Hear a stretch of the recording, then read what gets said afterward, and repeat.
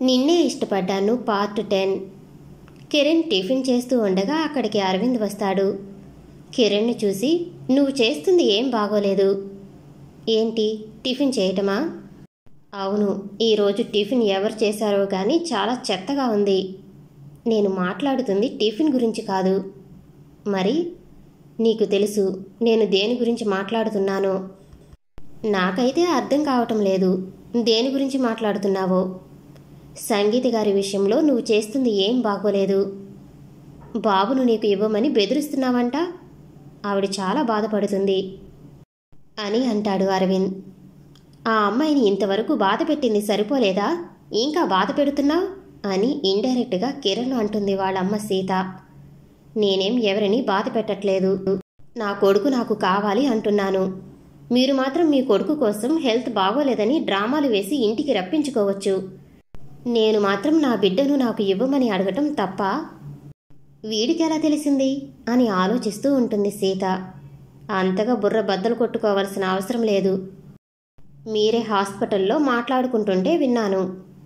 ఇప్పుడు ఇవన్నీ కాదు, ఎందుకు ఇలా చేస్తున్నావు? నువ్విలా చేయటం నాకేం నచ్చటం లేదు అరవింద్ అంటాడు. ఒకరి ఇష్టాలతో నాకు పని లేదు. ప్లీజ్, నా పర్సనల్ లైఫ్లోకి మీరు రావటం నాకు నచ్చలేదు అని పెడసరంగా సమాధానం చెబుతాడు. అంటే నీకు మేము ఏమీ కామా? అరవింద్ అంటాడు. అలా అని నేను చెప్పలేదు. ఫ్యామిలీ వేరు, పర్సనల్ లైఫ్ వేరు. నా పర్సనల్ లైఫ్లోకి ఫ్యామిలీ మెంబర్స్ ఇన్వాల్వ్ కావద్దు అంటున్నాను. చూడమ్మా, వీడు మనల్ని ఎలా వేరు చేస్తున్నాడో అరవింద్ అంటాడు. యదా రాజా తదా ప్రజ అన్నట్లు తండ్రి పోలికలు ఎక్కడికి పోతాయి అని ప్రతాప్పై రుసరుసలాడుతుంది సీత. ఉరుము ఉరిమి మంగళం మీద పడ్డట్లు వీడు చేసిన పనికి నా మీద పడతావేంటి? ప్రతాప్ అంటాడు. చూడరా, నీ వల్ల ఇంట్లో అందరి చేత మాటలు పడాల్సి వస్తుంది అని కిరణ్తో అంటాడు Pratap. Take it easy dad, business అన్నాక లాస్, ఫ్యామిలీ అన్నాక గొడవలు కామన్ కదా కిరణ్ అంటాడు. నేను చెప్పింది నాకే చెబుతున్నావా? నీకు చెప్పాను చూడు, నాకు బుద్ధి తక్కువ అని తల కొట్టుకుంటాడు ప్రతాప్. ప్రతాప్ మాటలకి నవ్వి అక్కడి నుంచి వెళతాడు కిరణ్. వీడు ఏం చేస్తున్నాడో నాకైతే ఏం అర్థం కావటం లేదు. పాపం, ఆ అమ్మాయిని చాలా బాధ పెడుతున్నాడు అని భర్త దగ్గర తన గోడు వెళ్ళబోసుకుంటుంది సీత.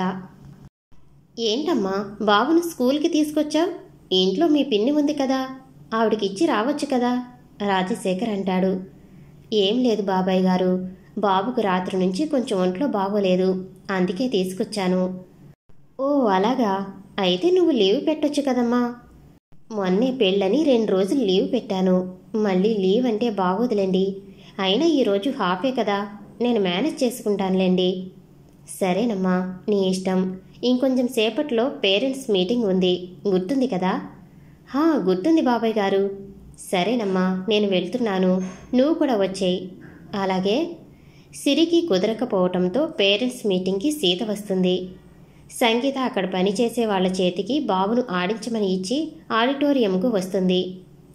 సంగీతను చూసిన సీత, ఎంత చక్కగా ఉంది ఈ పిల్ల, పాపం నా కొడుకు వల్ల ఈ పిల్ల జీవితం నాశనమైందని బాధపడుతుంది. బాబు ఏడుస్తూ ఉన్నాడని బాబును తీసుకుని ఇచ్చి వెళ్తుంది అక్కడ పనిచేసే అమ్మాయి. సంగీత దగ్గర బాబుని చూసి, ఎంత ముద్దుగా ఉన్నాడో, ఈ లోకంలోని సంతోషమంతా నీకే చెందాలి అని మనసులో అనుకుంటుంది సీత. ఒక్కసారి నిన్ను ఎత్తుకోవాలని ఉందిరా, నాకు ఇవ్వమని అడిగితే మీ అమ్మ ఇస్తుందా అని ఆలోచిస్తూ ఉంటుంది. బాబు సంగీత చీర మీద పాలు వాంతి చేసుకుంటాడు. సంగీత వాష్ చేసుకోవటానికి సింక్ దగ్గరికి వెళ్తుంది. బాబు పట్టుకుని వాష్ చేసుకోవటానికి ఇబ్బంది పడుతున్న సంగీతను చూసి సీత అక్కడికి వచ్చి, ఇలా ఇవ్వమ్మా బాబును, నేను పట్టుకుంటాను అని అడుగుతుంది. సంగీతకు ఇబ్బందిగా అనిపించినా సరేనని ఇస్తుంది. సీత ఇంటికి వచ్చి, ఈరోజు నేను నా మనవడిని ఎత్తుకున్నాను, ఎంత ముద్దుగా ఉన్నాడో తెలుసా, అచ్చం నా కొడుకు పోలిక అని సంతోషంగా భర్తకు చెబుతూ ఉంటుంది. ఇక ఆపుతావా? నీది నీ మనవడిగోలా? వచ్చినప్పటి నుంచి ఇప్పటికి 10 సార్లు చెప్పావు అని విసుక్కుంటాడు ప్రతాప్. ఏంటి, మీరు కాకుండా నేను ఎత్తుకున్నానని జెలసీ ఫీల్ అవుతున్నారా అని నవ్వి అక్కడి నుంచి కిచెన్లోకి వెళ్తుంది సీత. ప్రతాప్ మనసులో, నువ్వేనా, నేను కూడా ఎత్తుకుంటాను నా మనవడిని అనుకుంటాడు. కిరణ్ సంగీత ఇంటికి వస్తాడు. ఏం చేశావు? నేను నిన్న చెప్పింది ఒప్పుకున్నట్లేనా? నాకు ఆలోచించుకోవడానికి కొంచెం టైం కావాలి. Take your own time. నువ్వు జీవితాంతం ఇలా ఆలోచిస్తూనే ఉండు. ఈలోగా నేను ముసలోడినైపోతాను. సంగీత కోపంగా కిరణ్ను చూస్తుంది. ఏంటలా చూస్తున్నావు? నీ చూపులకు ఇక్కడ భయపడేవాళ్ళు ఎవరూ లేరులే, కానీ ఇంటికి వచ్చిన వాళ్లను కూర్చో అని, ఇదిగో మంచినీళ్ళు లేదా టీ నీళ్ళు ఇవిగో ఇద్దామని కొంచెమన్నా మేనస్ ఉందా నీకు?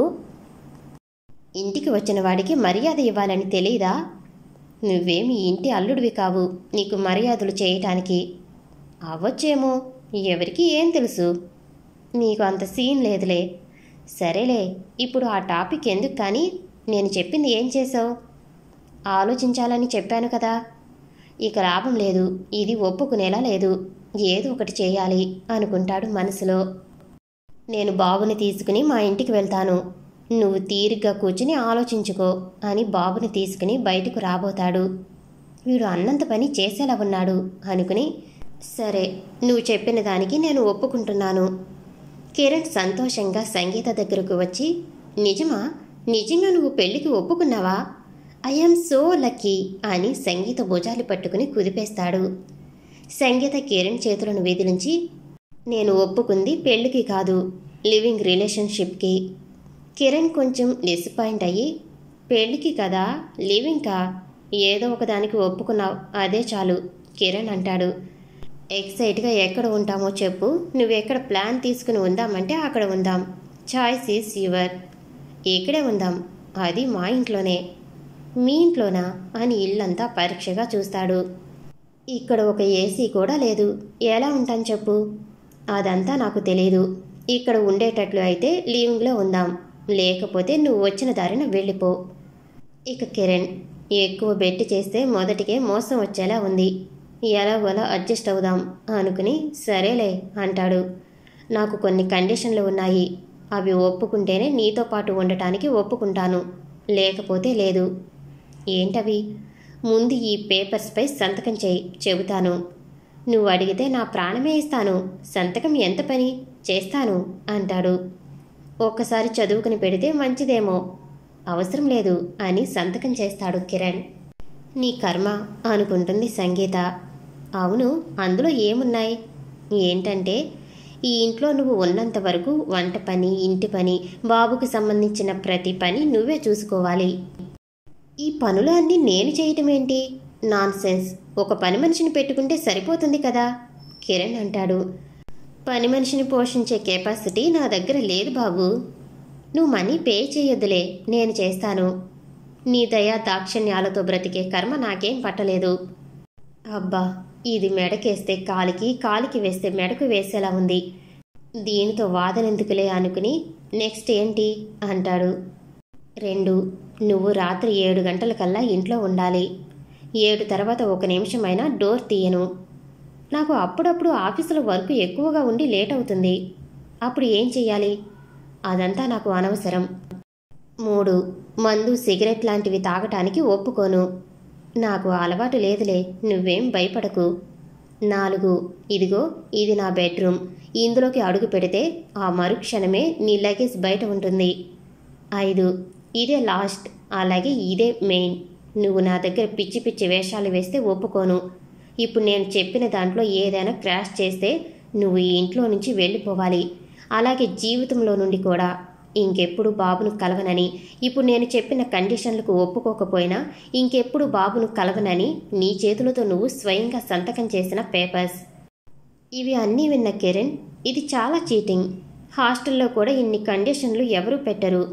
ఇవి అన్నీ నాకు ముందు చెప్పలేదు. ఇది హాస్టల్ కాదు, నా ఇల్లు. నాకు నచ్చినట్లు జరగాలి. అలాగే నేను నిన్ను చదవమని ముందే చెప్పాను. చదవకపోవటం నీ తప్పు. అన్నిటికీ సిద్ధం అంటే లివింగ్లో ఉందాం, లేకపోతే లేదు అని తన రూమ్కి వెళుతుంది సంగీత. కిరణ్ రాజారావుని చూసి, మావయ్య, నీ కూతురు చాలా ఓవర్ చేస్తుంది. చిన్నపిల్లాడిని చేసి ఆడించాలనుకుంటుంది. ఇప్పుడే ఇలా ఉంది, రేపు పెళ్లి చేసుకుంటే నా గతి ఏంటో నాకే అర్థం కావటం లేదు. రాజారావు నవ్వి, సంగీత నీతో ఉండటానికి ఒప్పుకోవటమే పెద్ద మిరాకిల్. నువ్వు దానికి సంతోషించాల్సింది పోయి వీటన్నిటి గురించి ఆలోచిస్తున్నావా? కిరణ్ నిట్టూర్పుగా, అంతేలే మావయ్య అని, నీ కూతుర్ని ప్రేమించిన పాపానికి నాకు ఈ తిప్పలు తప్పవనుకుంటాను. కరెక్ట్గా అదే సమయంలో రాజారావు ఫోన్కు కాల్ వస్తుంది. రింగ్ టోన్ ఇలా ఉంటుంది: ప్రేమ కోసమై వలలో పడినే పాపం పసివాడు, అయ్యో పాపం పసివాడు. అది విని కిరణ్, ఏం టైమింగ్ మావయ్య, కరెక్ట్గా సింక్ అయింది అంటాడు. రాజారావు నవ్వి అక్కడి నుంచి వెళ్తాడు. సంగీత రూమ్లో నుంచి వచ్చి, ఇంతకుముందు కిరణ్ బెదిరించినట్లు ఏం ఆలోచించావు, ఒప్పుకున్నట్లేనా అంటుంది. ఒప్పుకోక చేస్తానా అని అక్కడి నుండి వెళ్తాడు కిరణ్. నన్నే బెదిరిస్తావా, రేపటి నుంచి నీకు పట్టపగలే చుక్కలు చూపిస్తాను చూడు అనుకుంటుంది సంగీత.